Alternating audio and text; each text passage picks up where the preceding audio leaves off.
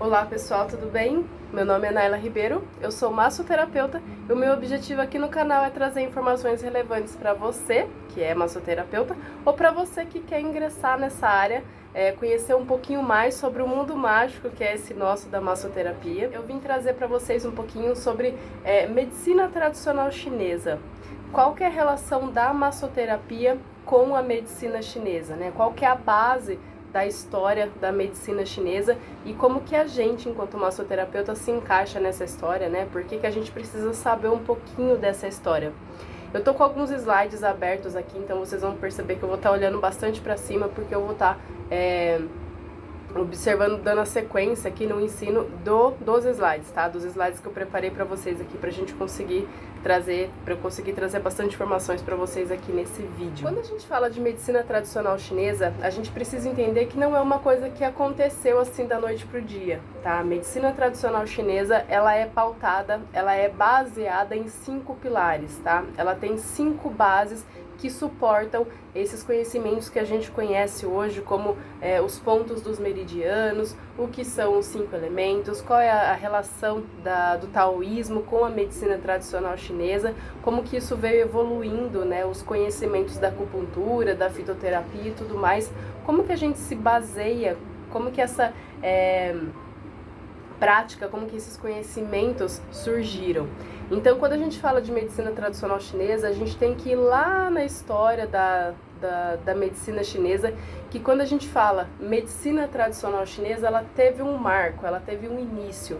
Na verdade, aconteceu durante o governo do Imperador Amarelo, tá? O Imperador Huangdi, tem algumas pessoas que falam Huangdi ou Huangti, mas ele é conhecido como Imperador Amarelo. Ele foi o responsável pela unificação do Estado da China, foi ele quem conseguiu unir os povos e unir as tribos. Então, foi durante o governo dele também que houve a construção da Grande Muralha da China, que a gente conhece. Houve também muito financiamento de estudos. O Imperador Amarelo, ele era muito egocêntrico e ele gostava de se cuidar, enfim, ele gostava de conhecer muitas coisas para tentar garantir uma vida longa para que ele pudesse ter bastante saúde, para que ele fosse imortal, né, para que ele se tornasse imortal, e para isso ele financiou muito os estudos dos médicos, para que os médicos testassem e treinassem nele, né, para garantir para ele uma vida longa, uma vida eterna. Lógico que isso não aconteceu, porém foi um grande marco para impulsionar os conhecimentos de medicina tradicional chinesa, porque foi nessa época em que houve muitos experimentos e que os médicos conseguiram unir uma quantidade muito grande de conhecimento, de experiências e de informações, e conseguiram criar então o livro que ele é muito conhecido como clássico da medicina tradicional chinesa, que é o Neixing. O Neixing é um livro da medicina oriental dotado há mais de 5.000 anos, né, antes de Cristo. E nele a gente traz os conhecimentos sobre as bases dos pontos da acupuntura, sobre os que são os meridianos, que são os canais energéticos que governam o nosso corpo, que circulam pelo nosso corpo, além também um pouco dos conhecimentos sobre a doutrina, sobre a filosofia, não a doutrina, mas sobre a filosofia taoísta, né? O que é o taoísmo, o que é o yin e o yang, quais as relações dessas duas forças, né? Os opostos, porém complementares, como que o yin e o yang vão interferir na vida do ser humano, né? O que são as energias, como que o homem nasce, o que é Ti inato, o que é Ti adquirido, o que é o Ti celeste, o que é o Ti terrestre, né? Então, o que são essas energias, não só o Yin e o Yang, mas todas as outras energias que compõem o ser humano. Além também, é claro, a relação do homem com a natureza, né? Tudo que o homem produz, tudo que o homem pensa, tudo que o homem faz, tudo que o homem fala, interfere diretamente na natureza, né? E qual que é a relação que existe entre o homem e a natureza, né? O que são os 5 elementos, o que são os 5 movimentos, quais são os ciclos que se iniciam e que se encerram, né? O tempo que a gente tem para nascer, para crescer, amadurecer, se fortalecer e depois envelhecer, e até mesmo a fase da morte. Tudo na vida é cíclico, né? Então, o I Ching O Nei Xing, o I Ching, na verdade, ele é um oráculo, tá? Ele traz algumas sabedorias assim para o nosso dia a dia, e já o Nei Xing é o livro da medicina tradicional chinesa que foi escrito durante a época do Império do Huangti, do Imperador Amarelo, que teve essas contribuições dos médicos na época, então, e aí com o tempo veio se aprimorando, veio agregando novas informações, novos conhecimentos a partir do momento que foi se difundindo, né? Depois foi para o Japão, foi para a Ásia, foi para a Europa, enfim, foi para vários outros lugares que teve essa afinamento, esse refinamento dos conhecimentos que começaram lá atrás. Então, quando a gente fala de medicina tradicional chinesa, a gente precisa entender que a gente tem um livro base, tá? Que traz esses pontos e essas relações que existe entre o homem e o universo. O homem faz parte do universo, o homem não é parte, o homem não é parte, o homem é o todo, tá? Então, todas as relações que existem entre os movimentos da natureza também vai acontecer esses movimentos dentro do corpo do homem.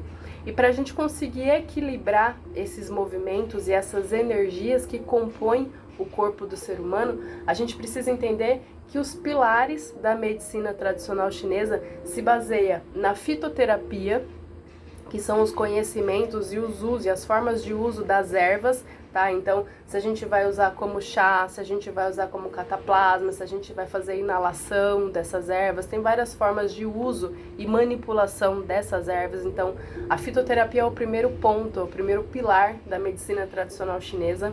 A gente vai citar também o segundo pilar, que é a dietoterapia. A gente precisa ter uma alimentação regrada, com cores, com sabores e com temperaturas que vão ser capazes de equilibrar as nossas energias também, os nossos meridianos, os nossos órgãos e as nossas vísceras.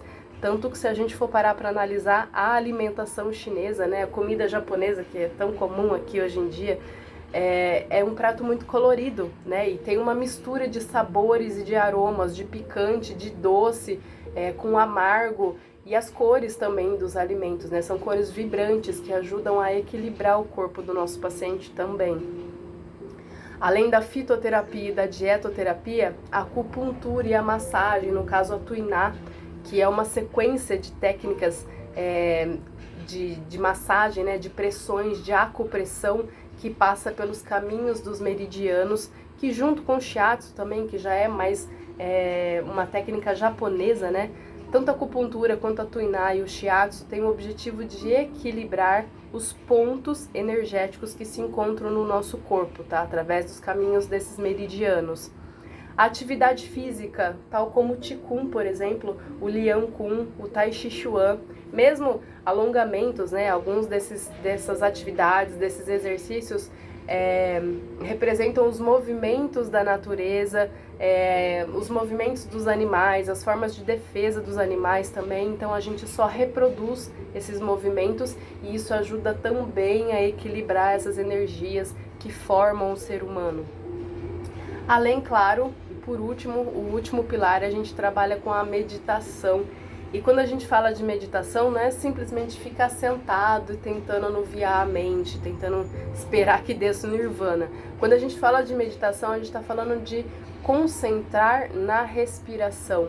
Então, quando a gente se concentra em algo, nesse caso na respiração, a gente está fazendo com que entre muito mais oxigênio e saia muito mais gás carbônico também do nosso corpo, o que também ajuda a equilibrar e a melhorar o bom funcionamento do nosso corpo e do nosso organismo.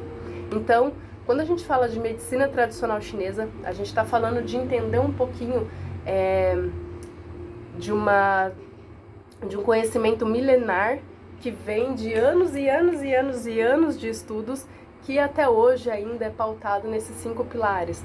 A fitoterapia, que são o uso das ervas, a dietoterapia, que é uma alimentação equilibrada, a acupuntura e a tuiná, que fazem parte da massagem também, do equilíbrio e do toque no corpo do ser humano, a atividade física, que garante o movimento, que a gente precisa estar em movimento, a vida está em movimento e o ser humano também tem que estar.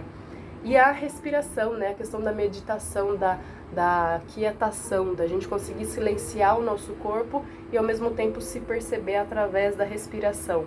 Quando a gente consegue trabalhar com o equilíbrio desses 5 pilares, a gente consegue garantir uma melhora no quadro de saúde do nosso paciente.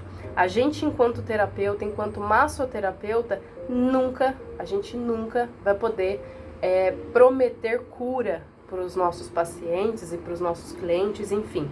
A gente, enquanto terapeuta, a gente vai garantir o bom funcionamento do organismo, a gente vai garantir o equilíbrio energético daquele corpo e também a proteção daquele corpo. A gente vai fortalecer aquele organismo. Então, não é que a pessoa nunca vá ficar doente, mas, se por um acaso, mesmo por alguns fatores patogênicos, né, algum fator externo e não emocional, mas frio, calor, umidade, secura, se algum fator patogênico invadir as camadas energéticas do corpo do nosso paciente, se por um acaso o nosso paciente vir a ficar doente, pelo menos com a massagem em dia, com esses conhecimentos, com esses pilares em dia, a gente vai ter preparado o corpo do nosso paciente, do nosso cliente, para poder combater aquele fator que invadiu o corpo dele, tá? Então a gente nunca promete cura, a gente promete proteção, equilíbrio e fortalecimento do organismo, tanto energético quanto do sistema imunológico, da parte fisiológica, tá? Então, era isso que eu queria trazer para vocês um pouquinho hoje sobre qual é a relação da massagem com os conhecimentos orientais, com os conhecimentos de medicina tradicional chinesa. É um assunto muito extenso, é um assunto muito longo, que, como eu já falei, são 5.000 anos, né? É um livro muito antigo, tem muito conhecimento por trás disso. A gente precisa estudar mais aprofundadamente, né? Conhecer um pouco mais sobre essa história. E fica o meu convite aqui para vocês trazerem mais experiências que vocês têm em cabine, vocês que já são massoterapeuta, ou mesmo vocês que querem ingressar na área, ou que de repente são clientes, que são pacientes, que já sentiram na pele os benefícios da massagem, baseado nesses conhecimentos de medicina tradicional chinesa. E quando eu falo isso dentro das técnicas orientais, tanto chinesa quanto japonesa, enfim, eu tô falando de uso de moxa bustão, uso de ventosa terapia, acupuntura, auriculoterapia, reflexologia, tuinal, shiatsu. Tem várias técnicas da medicina oriental que a gente pode estar aplicando para poder equilibrar o corpo do nosso paciente. Então, se você já fez ou se você já recebeu essas técnicas, escreve aqui para mim aqui embaixo o que vocês acham e o que vocês esperam dessas técnicas.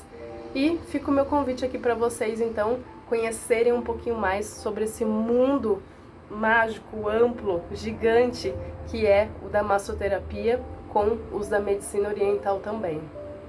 Espero que esse vídeo tenha trazido um pouquinho mais de conhecimento e despertado um pouquinho mais a curiosidade em vocês.